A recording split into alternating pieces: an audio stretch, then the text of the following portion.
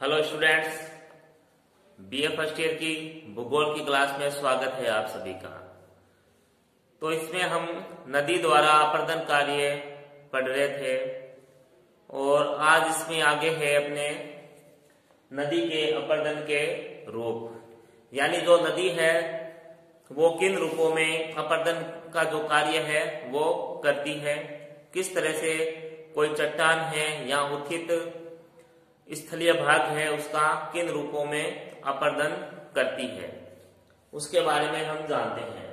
देखो, पहले है घोलीकरण या संक्षारण। घोलीकरण या संक्षारण का अर्थ हुआ जैसे प्रवाहित जल है, जो नदी का जल है, वो जो चट्टान होती है उनके जो घुलनशील जो कण होते हैं उनको अपने साथ जल घुला लेता है और कार्बोनेशन की जो प्रक्रिया के द्वारा चट्टान है उसका अपर्दन किया जाता है, तो उसे घोलीकरण या संक्षारण कहते हैं। तो एक बार फिर से बता देता हूं कि जो नदी का जो जल है वो चट्टान से जब टकराता है, जो चट्टान के जो घुलनशील कण होते हैं वो जल में घुल जाते हैं और कार्बोनेशन की जो क्रिया के द्वारा जो चट्टान है उसका अपर्दन कार्य किया जाता है। उसके बाद है अपघर्षण। देखो, अपघर्षण में किसे कहते हैं? जब नदी का जो जल प्रवाहित होता है तो नदी के साथ है, जैसे कल बताया था, कंकड़, पत्थर और रेत, ये भी जल के साथ प्रवाहित होते हैं। तो ये जब जल के साथ प्रवाहित होते हैं तो ये चट्टान से जब टकराते हैं, चट्टान या जो कोई पर्वत है उससे जब ये टकराते हैं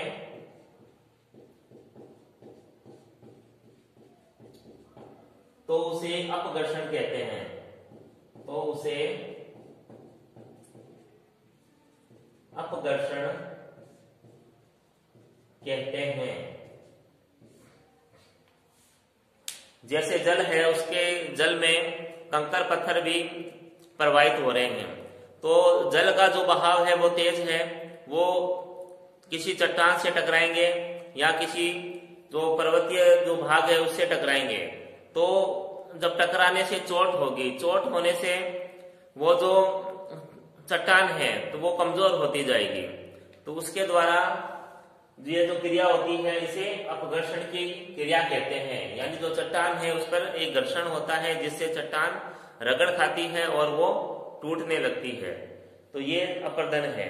तो इसमें देखो, एक तो होता है क्षैतिज अपर्दन, क्षैतिज अपघर्षण। एक क्षैतिज अपघर्षण होता है और दूसरा होता है लंबवत अपघर्षण। देखो, क्षैतिज अपघर्षण से तात्पर्य है जब नदी है, नदी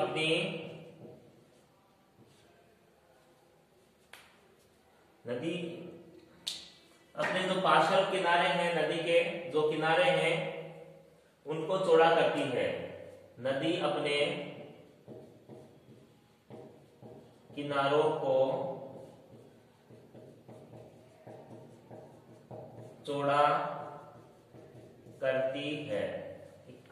देखो, क्षैतिज अपघर्षण में क्या होता है, जो नदी है तो इसमें क्या होता है, तो जो अपघर्षण है, जो अपघर्षण की क्रिया है, नदी जो प्रवाहित हो रही है, जो जल प्रवाहित हो रहा है इसमें, तो इसके साथ क्या है, कुछ कंकड़ पत्थर भी है, तो कुछ कंकड़ पत्थर भी है। तो वो क्या करेंगे, ये जो नदी है इसके जो किनारे हैं इन पे चोट करेंगे। तो इन पे जब चोट करेंगे, ये जो कंकड़ जो भी पत्थर है, तो इसका अपघर्षण होगा। तो और ये जो नदी है इसके जो किनारे हैं तो ये चौड़े होते जाएंगे अपघर्षण के कारण ये चौड़े होते जाएंगे, नदी की जो चौड़ाई है वो भी बढ़ती जाएगी, तो इसे क्षैतिज अपघर्षण कहते हैं इस क्रिया को। ठीक है, यानी नदी है, नदी की जो पार्श्व है, इसके जो किनारे हैं, जब ये चौड़े होते हैं इसमें प्रवाहित होने वाले कंकड़ पत्थर के द्वारा, तो उसे क्षैतिज अपघर्षण कहते हैं। उसके बाद है लंबवत अपघर्षण। अब देखो, नदी जब प्रवाहित हो रही है तो क्षैतिज अपघर्षण में तो था नदी की जो चौड़ाई है वो अधिक होती है, और इसमें क्या होता है, नदी की जो घाटी है, जो तल है नदी का, वो चौड़ा होता है। ये ब्लैक पेन से में जो ब्लैक मार्कर है, इससे ये कंकड़ और पत्थर के टुकड़े हैं वो ब्लैक मार्कर से दिखा रहा हूं, दर्शा रहा हूं मैं। तो इसमें क्या होगा, जो नदी है इसकी जो घाटी है इसकी गहराई बढ़ेगी। तो इसमें अब देखो, ये जो प्रक्रिया होती है ये होती है युवावस्था में, और युवावस्था कहाँ है, जो पर्वतीय भाग है वहां पे नदी जहां से उद्गम करती है और तेज बहाव के साथ बहती है, ठीक वहां पर यह क्रिया होती है लंबवत अपघर्षण की। तो जो लंबवत अपघर्षण की जो क्रिया है, तो उसमें जो नदी है, नदी की जो घाटी है वो गहरी होती है, ठीक है, तो उसे लंबवत अपरदन कहते हैं। और ये अवस्था, ये कंडीशन होती है इसकी युवावस्था में। और जो क्षैतिज अपघर्षण जो बताया है ये होता है नदी की प्रौढ़ावस्था या इसकी जीर्णावस्था।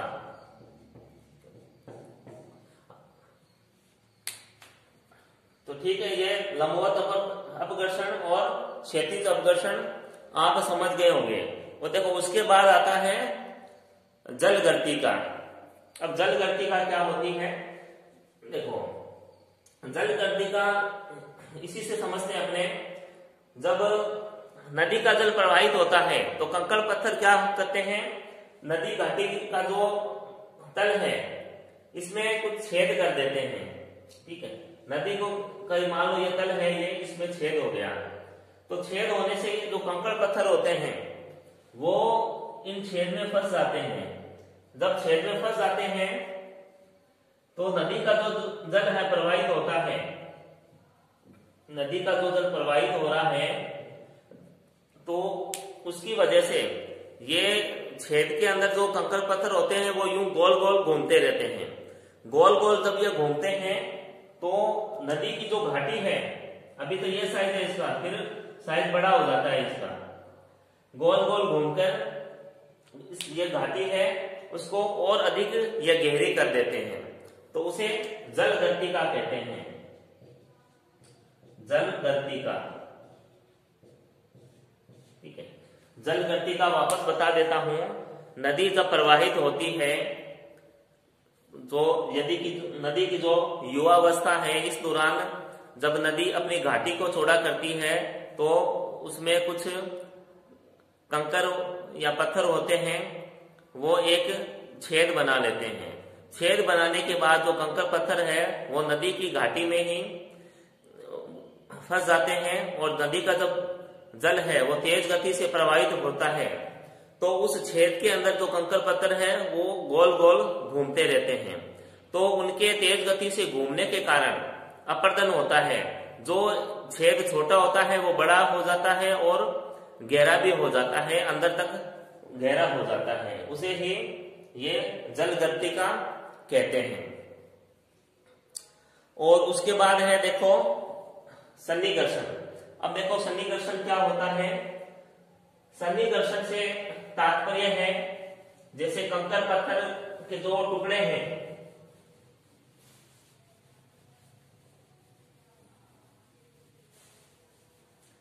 जो कंकर पत्थर के जो टुकड़े हैं नदी के जल के साथ प्रवाहित हो रहे हैं, कंकड़ पत्थर के टुकड़े, कंकर पत्थर के जो टुकड़े हैं जो नदी के साथ प्रवाहित हो रहे हैं, वो आपस में ही टकराते हैं। कोई नदी है जब तेज गति से बह रही है तो ये क्या करेंगे, जो कंकड़ पत्थर के टुकड़े जब आपस में ही टकराते हैं तो इसे सन्निकर्षण कहते हैं। के टुकड़े, कंकड़ पत्थर के टुकड़े आपस में टकराते हैं तो उसे सन्निकर्षण कहते हैं। तो वो जो क्रिया होती है वो सन्निकर्षण की क्रिया होती है। और इस क्रिया में क्या है, जो कंकड़ पत्थर जो आपस में ही टकराते हैं तो उनका आकार छोटा होता रहता है, क्योंकि टकराने से क्या है वो टूटेंगे तो उनका आकार और छोटा होगा। जब आकार छोटा होगा तो नदी क्या करेगी, उनको मतलब आसानी से उनका परिवहन कर पाएगी, क्योंकि वो बारीक हो जाते हैं, कण है वो बारीक हो जाते हैं, तो उनका जो परिवहन है वो आसानी से नदी के द्वारा कर दिया जाता है। उसके बाद है जल गति क्रिया। अब देखो, जल गति की जो क्रिया होती है ये केवल नदी के द्वारा ही होती है, नदी के जल के द्वारा, ठीक है। और इसमें किसी और चीज का इसमें कोई किसी भी तरह का हाथ नहीं होता है। ये केवल नदी का जो जल होता है, नदी के जल की जो गति होती है वो ही इसमें योगदान देती है। तो इसमें जो रासायनिक क्रिया है वो भी इसमें नहीं होती, जो कंकड़ पत्थर है वो भी इसमें योगदान नहीं देते। देखो, रासायनिक क्रिया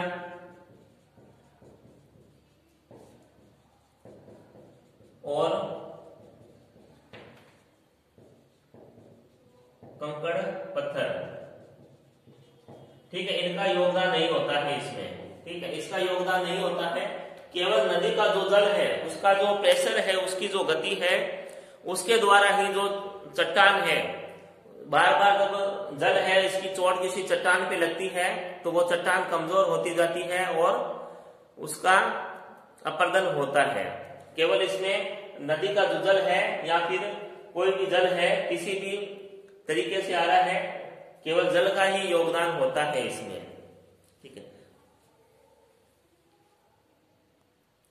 तो ये थे नदी के अपरदन के रूप, गोलीकरण या संक्षारण, अपघर्षण, सन्निकर्षण और जल गति क्रिया। आप समझ गए होंगे, ये आसान है, कहीं दिक्कत नहीं है। गोलीकरण यानी घुलना, यानी नदी के जल में चट्टान के जो कण है वो घुल जाते हैं। अपघर्षण यानी घर्षण होना, ठीक है, कंकड़ पत्थर के द्वारा चट्टान वगैरह हैं जब ये किसी से टकराते हैं तो घर्षण की क्रिया होती है। घर्षण की क्रिया आपको बताई है, लंबवत अपघर्षण, क्षैतिज अपघर्षण, और एक जो क्रिया थी जल गति क्रिया है, ये जल गति का वो क्रिया बताई है। और उसके बाद सन्निकर्षण है। सन्निकर्षण में जब कंकड़ और पत्थर के जो टुकड़े हैं जब आपस में ही टकराते हैं तो वो सन्निकर्षण की क्रिया होती है। उसके बाद है जल गति क्रिया। जल गति क्रिया में केवल जल का ही योगदान होता है अपरदन में, और जैसे रासायनिक क्रिया और कंकड़ पत्थर का इसमें योगदान नहीं होता है, ठीक है। तो उसके बाद देखो एक और सिद्धांत है, ये सिद्धांत है आधार तल, बेस लेवल, ठीक है। आधार तल ये छोटा सा है, बता देता हूं मैं। आधार तल, देखो आधार तल का मतलब है कि जैसे पिछले वीडियो में हमने पढ़ा है कि नदी है वो क्या है, वो अपने आधार तल को प्राप्त करती है। तो नदी का जो उद्देश्य है, जो उच्चावच है, जो विषमताएं हैं पृथ्वी के ऊपर, उसको समाप्त करके एक लेवल बना देना, यही नदी का उद्देश्य रहता है। एक आधार तल को नदी है वो प्राप्त करती है। तो आधार तल का जो सिद्धांत है वो 1875 में दिया गया था पावेल के द्वारा। पावेल कोई विद्वान थे ये, उन्होंने ये आधार तल की संकल्पना दी थी 1875 में, ठीक है। तो अब नेक्स्ट हम करेंगे अपरदन द्वारा उत्पन्न स्थल रूप। अब ये महत्वपूर्ण है, बड़ा क्वेश्चन आता है इनमें, छोटा क्वेश्चन भी आता है।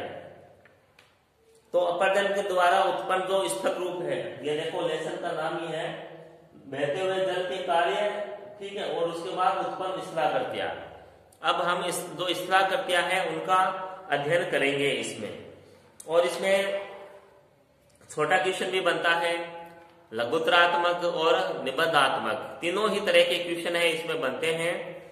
और ये जो चैप्टर है इसमें से क्वेश्चन है वो निश्चित रूप से आता है। तो ये हम आगे अब करते हैं, आप इसका स्क्रीनशॉट ले सकते हो। तो नेक्स्ट है अपना अपर्दन द्वारा उत्पन्न स्थल रूप। ये देखो, अपर्दन की जो क्रिया होती है उसके द्वारा ये निम्न प्रकार के जो स्थल रूप है ये प्रकट होते हैं। देखो, पहले है वी आकार की घाटी। तो इसे दो भागों में बांटा जाता है, गार्ज और कैनियन में। उसके बाद है जलप्रपात का निर्माण। जलप्रपात का देखो सामान्य शब्दों में अर्थ है झरने से, वाटरफॉल। फिर है जलगर्तिका, ये समझाया था अभी जस्ट ही आपको। फिर है संरचनात्मक सोपान, नदी वेदिका, नदी विसर्प, कवेष्टा तथा सुकर, कटक, और फिर अंत में है संप्राय मैदान या पेनिप्लेन। तो ये 8 प्रकार की जो स्थल रूप है ये अपर्दन के द्वारा इनका निर्माण होता है। तो सबसे पहले हम बात करेंगे वी आकार की घाटी की। देखो, वी आकार की घाटी, देखो डायग्राम भी यहाँ बना रखा है मैंने। ये देखो जो शेप है ये वी शेप बन रहा है, तो इसे वी आकार की घाटी कहते हैं।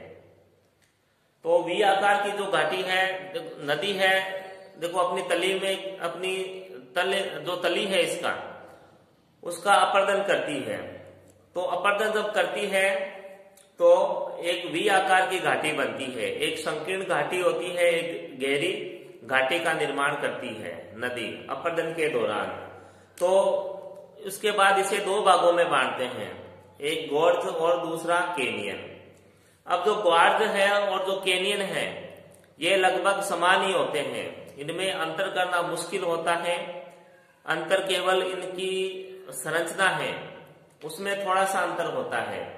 जो गॉर्ज होता, देखो गॉर्ज का जो विस्तृत रूप है उसे कैनियन कहा जाता है।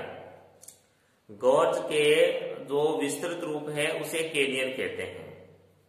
ठीक, तो लगभग समान ही होता है, ये इतना अंतर इनमें नहीं होता है।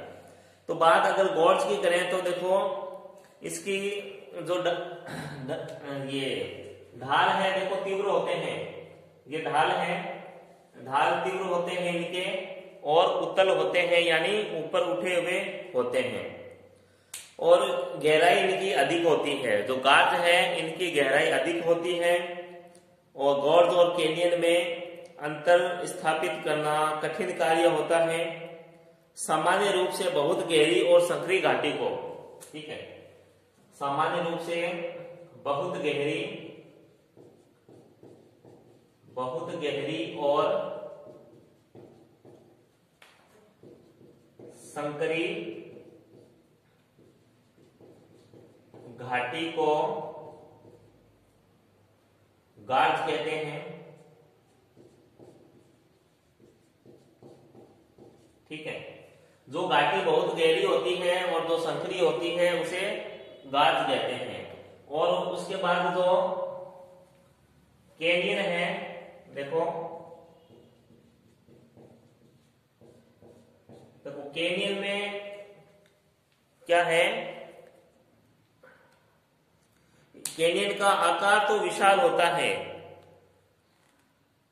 कैनियन का जो आकार है विशाल होता है, लेकिन अपेक्षाकृत अधिक संकरा होता है। कैनियन का जो आकार है, आकार विस्तृत होता है कैनियन का।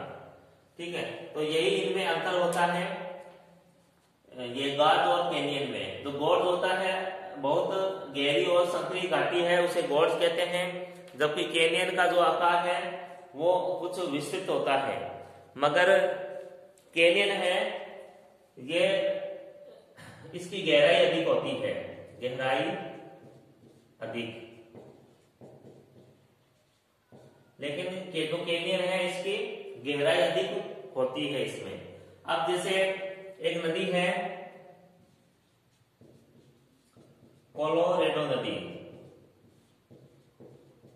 ठीक है, यूएसए यूनाइटेड स्टेट अमेरिका में एक नदी स्थित है कोलोरेडो नदी। इसका जो देखो जो कैनियन है, गॉर्ज है, विश्व प्रसिद्ध है, विश्व का सबसे ये बड़ा कैनियन बनाती है। और कई जगह देखो गॉर्ज भी लिख देते हैं, क्योंकि कैनियन और गॉर्ज लगभग समान ही आकृति होती है। सबसे बड़ा कैनियन ये बनाती है, विश्व का सबसे बड़ा कैनियन है, तो इसे ग्रांड कैनियन कहते हैं, ग्रांड कैनियन, ठीक है। और लगभग 1 किलोमीटर गहरा है ये जो कैनियन है, लगभग 1 किलोमीटर तक गहरा है और विश्व का सबसे बड़ा कैनियन है जो कि कोलोरेडो नदी है यूएसए में, वो बनाती है। इसके बाद देखो हिमालय पे, हिमालय की जो नदियां हैं, हिमालय की सिंधु नदी, ये भी एक बहुत बड़े गार्ज है उसका निर्माण करती है।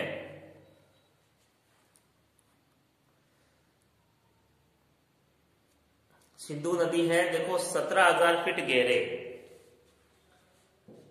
17,000 फीट गहरे गार्ज का निर्माण करती है। तो देखो गार्ज और कैनियन को सामान्य अर्थ में ले तो एक खड्डा होता है गहराई, जब नदी पर्वतों से निकलती है तो उसके बाद एक गहरे जो खड्डा होता है उसमें गिरती है, उसके बाद फिर वापस ऊपर उड़ती है, तो वो ही गोर्ज या कैनियन है कि और नदी के जो अपरदन के कारण से वी आकार की जो घाटी है उसका निर्माण होता है। तो ये वी जो शेप है ये इस तरह की घाटी है वो बनती है जिसे वी आकार की घाटी कहते हैं, और गोर्ज और कैनियन इसके रूप होते हैं। ठीक है, तो आज के लिए इतना ही, बाकी जो अपरदन के जो स्थल रूप है वो हम नेक्स्ट क्लास में पढ़ेंगे। तो आज के लिए इतना ही, तब तक घर पे रहें, स्वस्थ रहें, धन्यवाद।